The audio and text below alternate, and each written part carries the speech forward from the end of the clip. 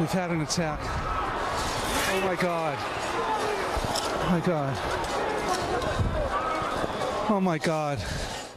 A terror attack in Boston on Patriots Day at the Boston Marathon finish line. At least 2 dead, including an 8-year-old boy, according to the Boston Globe. More than 100 injured, many severely, including at least 8 children. I'm Bill O'Reilly. This is a special edition of The Factor. Here are the facts. The cowardly attack happened just before 3 this afternoon. A bomb exploded on Boylston Street on the marathon route in the Back Bay section of Boston. A few seconds later, a second bomb exploded about 100 yards away from the first. There are reports that authorities disarmed 2 other improvised explosive devices, or IEDs, the kind that are used in Afghanistan and Iraq. That report from the Associated Press. Also, there are reports that police are investigating a man who was hurt in the explosion. We don't know more than that at this juncture, except that he is in the hospital. President Obama has addressed the nation and promised justice, but he made one mistake. The president called the attack a tragedy. It was not. It was a vile act of violence designed to kill innocent people, including children. I was just in Boston yesterday, and this makes me sick. So far, no one has claimed responsibility for the attack. Perhaps it's a coincidence, but this week marks the anniversary of attacks in Oklahoma City, Columbine, Colorado, and Virginia Tech. Also, the Waco assault in 1993. Joining us now from Washington, Congressman Peter King, a member of the House Homeland Security Committee. So, Congressman, what can you tell us tonight? Well, as you said, Bill, this is absolutely horrific. It's detestable, and it has all the earmarks of a terrorist attack. In fact, the way it was carried out, and to me, there's no doubt in my mind that this is a terrorist attack. I know there is a person of interest, I guess they're calling him now. But to me, this reminds me very much of the attack on Times Square in 2010 by Shahzad. And also we have to remember that Inspire, which is the magazine of Al-Qaeda in the Arabian Peninsula, has called for attacks on athletic events in the United States, on iconic events, and this is both. The Boston Marathon on Patriots Day is almost the ultimate as far as an iconic, athletic, all-American event. And also mass killing of civilians. Again, we don't know for certain, but to me, I think we have to be looking toward either Al-Qaeda or an offshoot of Al-Qaeda or a self-starter here in the United States, a homegrown terrorist. Well, I mean, I think the FBI fairly soon will ascertain exactly what the profile is. In fact, there's a press conference coming up around 8:30. We'll go to that immediately. Right. And the FBI and the Boston authorities in a combined press conference. But at this point, we don't want to speculate, but we do know that it was designed to kill and maim. See, this is a very disturbing part. The reports are there was shrapnel and ball bearings and things like that. Other eyewitness reports have limbs being blown off in a horrific way. So this wasn't designed to do anything other than create chaos and pandemonium, as 9/11 was. It's the same MO. Now, as you said, both domestic and foreign terrorists use this kind of stuff. When something like this happens, you being on the Homeland Security Committee, do you guys do anything in Congress? I mean, do you get on the phone with the FBI or with your fellow members of the committee? How does that work? Well, speaking for myself, I've been on the phone all afternoon with police and fire officials, with sources I have in the federal government. I'm on the Intelligence Committee also. We'll be getting a briefing on this tomorrow.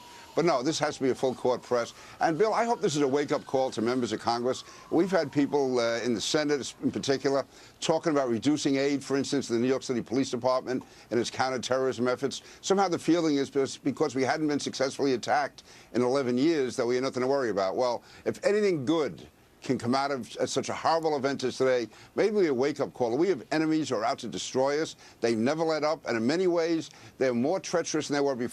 temperament because they metastasize, they've morphed, and and many of them are under the radar screen. And that's why we have to be so aggressive. We have to be on top of this, because once somebody arrives at an event with an explosive, it's very difficult to stop them. You can have all that security, I know it's essential, but the real way to stop it is by intelligence beforehand and by going out into communities and finding out what's going to happen. Yeah, not waiting for them to come to us. Informers hear something, and that's remind people what happened in Times Square when the guy from Connecticut drove down with a car and was going to park it and blow Times Square up. Just remind people what the modus operandi was and how the authorities stopped it.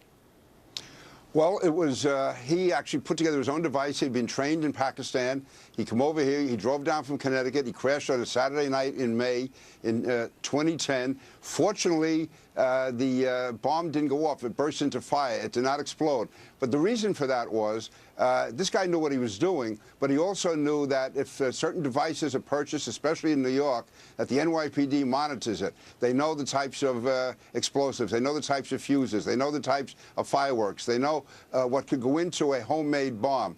And because of that, he purchased everything just below the level that had to be reported.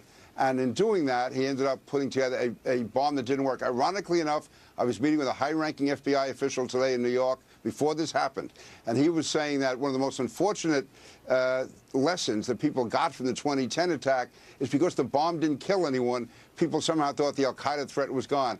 That bomb came within inches of mass destruction. Today, in Boston, unfortunately, whether it's two bombs, I've heard everything from 2 to 5 bombs up there, or explosive devices. They were there, and at least 2 of them went off, and it's absolute devastation. I just think of an 8-year-old boy, or an 8-year-old child being killed at an ultimate all-American event. I mean, the Cradle of Liberty, Boston, the Marathon, Patriots Day. What could be better than bring an 8-year-old child to that and have a young man or a young girl killed at an event like that? It shows how horrible and despicable these people are, and we can never let our guard down. And I don't want to be quibbling with the commander-in-chief, because the president did his job today, and I trust that he will get to the bottom of it and order all the resources to do it. But it's not a tragedy.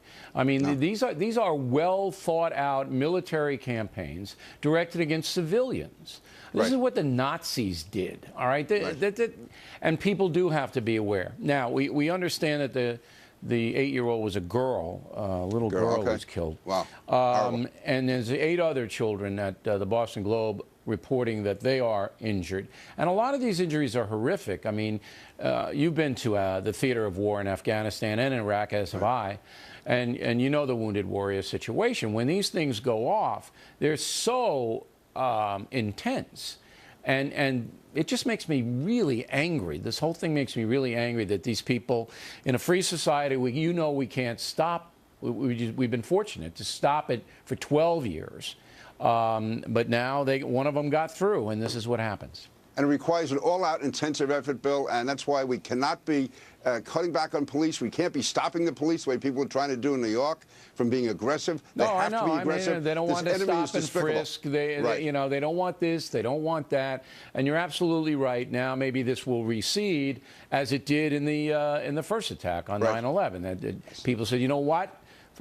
Safety first, protection first, and now this crazy madness is seat back. Final question: when you talk to the FBI, you say you're going to get briefed tomorrow. Who's going to do that briefing, Congressman? Who's going to tell you? And will they tell you? It's an active investigation. They don't like to put a lot of stuff out in the media because they want to chase down a whole bunch of people. They catch one, they want to know who their friends are. But will you get a pretty good idea tomorrow of what happened? Bill, I think we have to, and we have to push for it. If we don't get it up front, we have to push for it. I think we will. In view of this, I mean, in view of the fact that it's right here in the homeland. What time is your meeting? What time is your briefing tomorrow? I think it's late morning. All right, will you come on tomorrow night here on this program? Sure. Bill, absolutely. All right, so I'm going to book the congressman now for tomorrow. He'll tell us about the briefing because, look, I mean, we really need to act quickly here and get as much information to people as possible. Congressman, we can't thank you enough for taking the time this evening in a very terrible situation.